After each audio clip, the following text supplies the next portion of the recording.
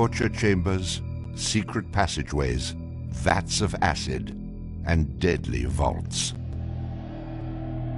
In 1895, Chicago police unearthed horrific evidence of torture and multiple murders at the sprawling castle of H.H. Holmes. Masquerading under the guise of caring doctor, kind husband, and prominent businessman, H.H. Holmes was a contemporary monster, designing his buildings solely for the disposal of human bodies. Torture doctor, monster of 63rd Street, H.H. Holmes was America's first serial killer.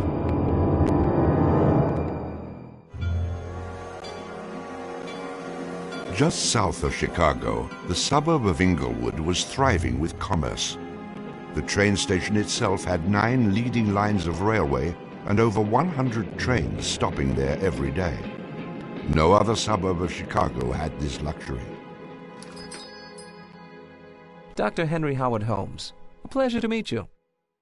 Arriving in Chicago, Holmes finds work immediately at the E.S. Holton drugstore, located at the southeast corner of 63rd and Wallace in Englewood.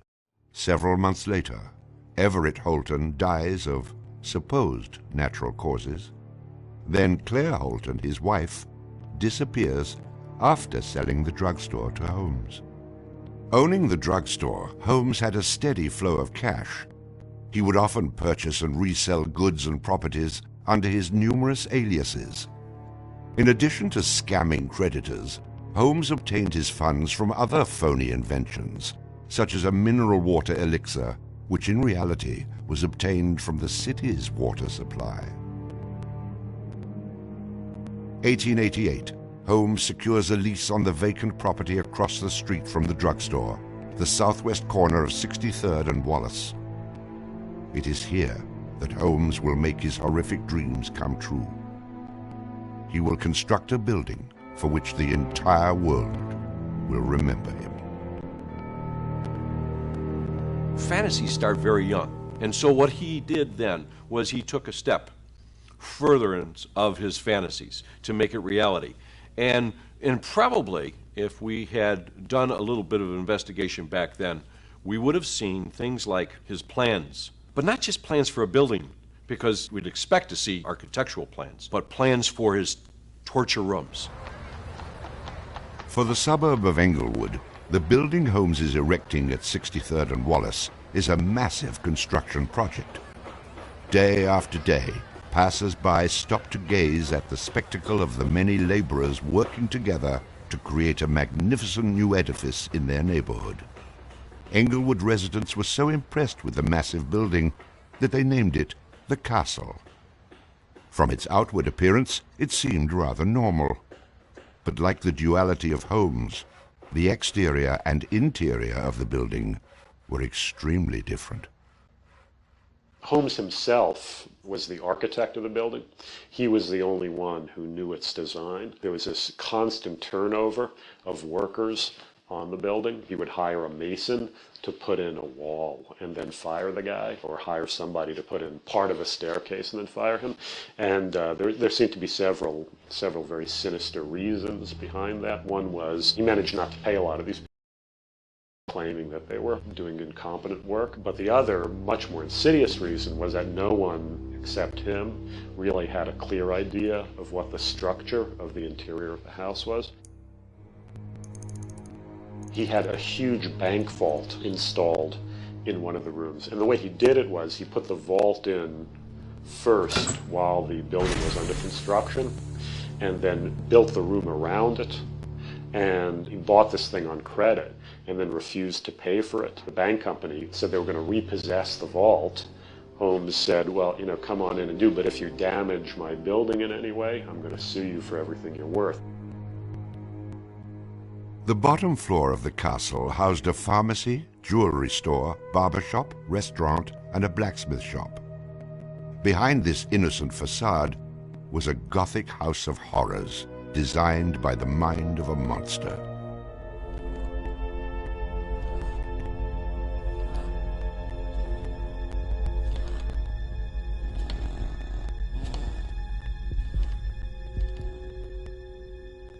The third floor seemed innocent enough, containing rented rooms, legitimate offices, and Holmes's own bedroom.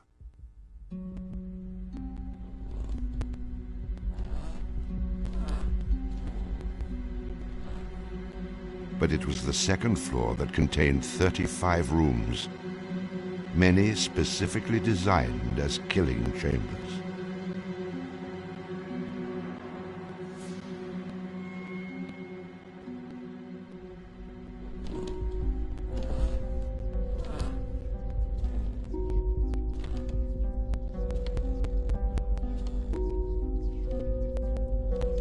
Disorienting unsuspecting victims, the labyrinthian construction contained numerous staircases and doorways that led nowhere.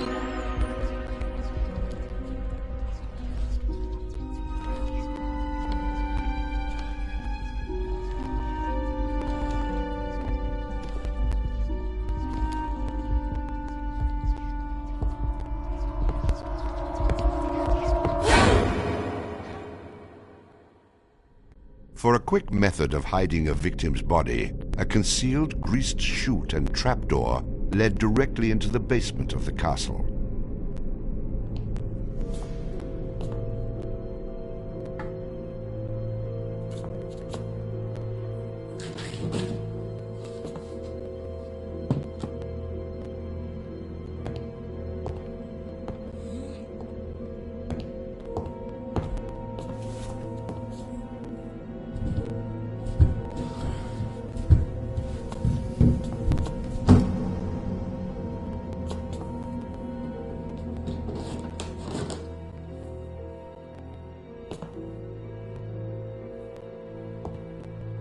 The basement held the most terrifying rooms, resembling a medieval torture dungeon. Acid vats, quicklime pits, and a crematorium disguised as a glass-bending furnace were Holmes's favorite methods of immediate body disposal.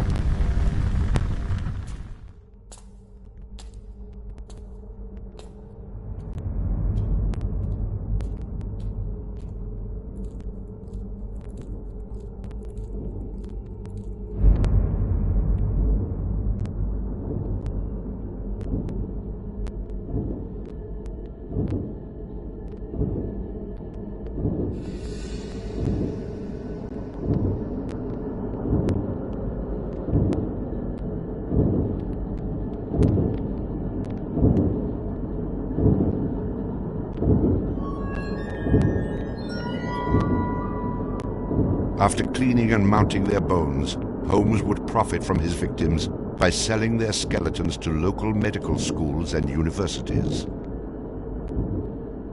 Holmes would make a killing in Chicago, financially and literally.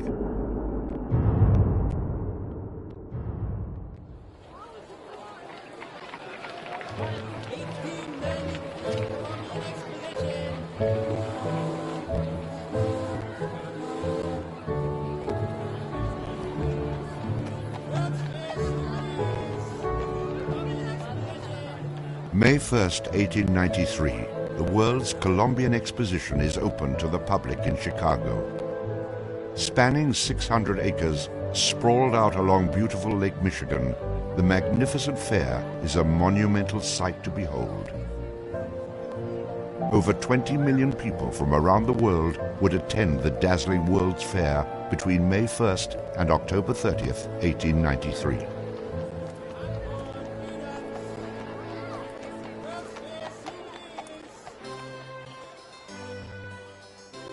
Holmes utilizes the World's Fair as the perfect opportunity to capitalize on his demented design of the castle.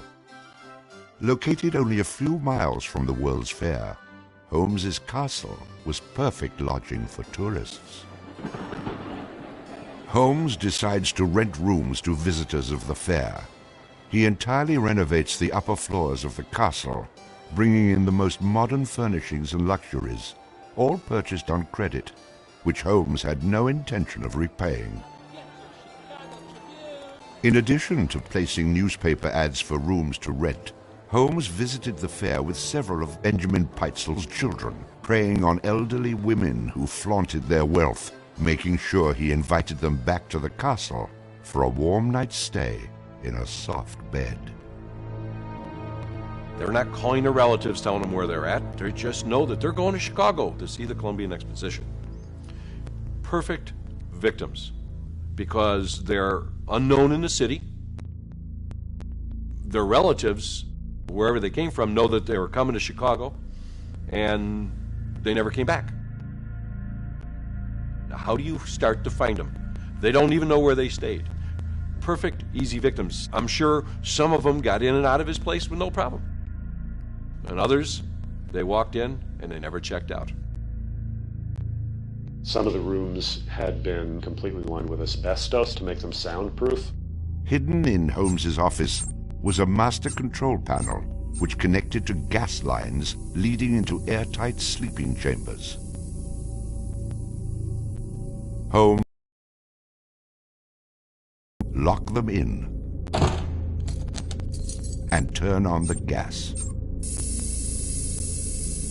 asphyxiating them while watching their demise. Let me out! Holmes, let me out, please! Holmes! Holmes! Holmes, please! Holmes! At the height of the World's Fair, Holmes masterfully juggles his castle businesses, renting rooms, dodging creditors, selling skeletons, and attending to the needs of the many women in his life. I have had many young ladies in my employ, most of whom are still living in and about Chicago, whose parents and friends know only too well that far from being their seducer, I have done much to materially help them in their narrow lives. Being a personable, attractive young doctor and businessman, Holmes won the hearts of many women throughout his life. At one point, Holmes managed to secretly have 3 wives, each never knowing of the others. In 1890, Julia Connor became Holmes's employee and mistress, living at the castle with her daughter Pearl. When she became pregnant and demanded marriage, Holmes agreed on the condition that she allowed him to perform an abortion on her. She agreed.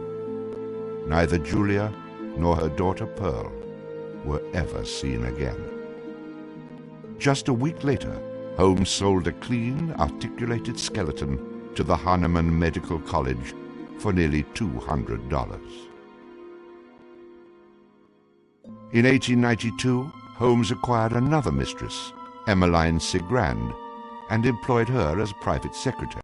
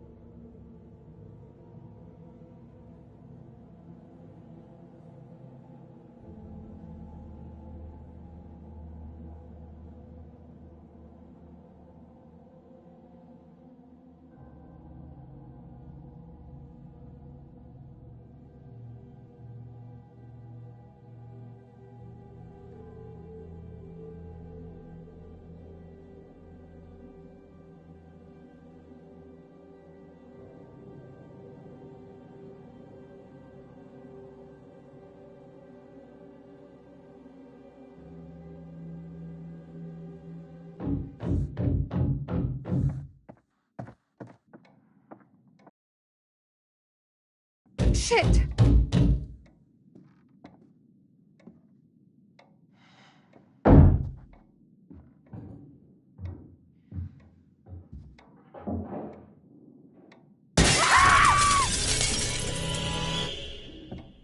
It's me! Get in here! Jamie?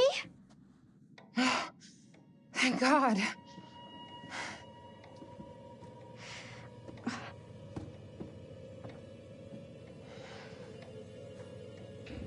What the hell is this? Pleased to see you too, Kate. Glad you're alive. Listen, I found out some new information. What? That guy on the ferry, that was not Dumet. That was Joseph Morello.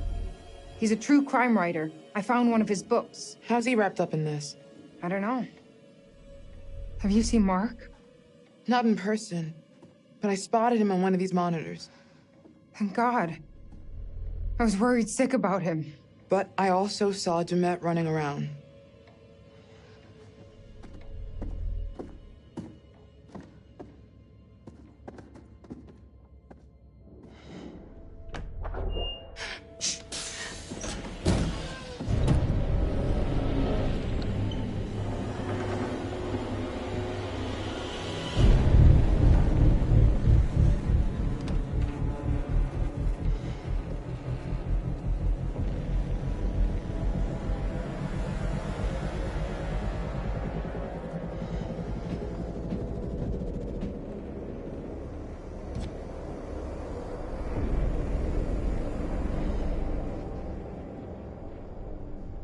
Jesus. What is all of this? He's got video feeds, recording decks, a mixer big enough for countless mics. He's watching everything. It's more than that. He's got utilities running through here, hydraulics, electrics, everything. It's like a nerve center. For the whole building. It's a director's suite. Maybe we could use it to find a way out. Look for something to unlock the outer doors. This all connects. This is how he's getting around the house.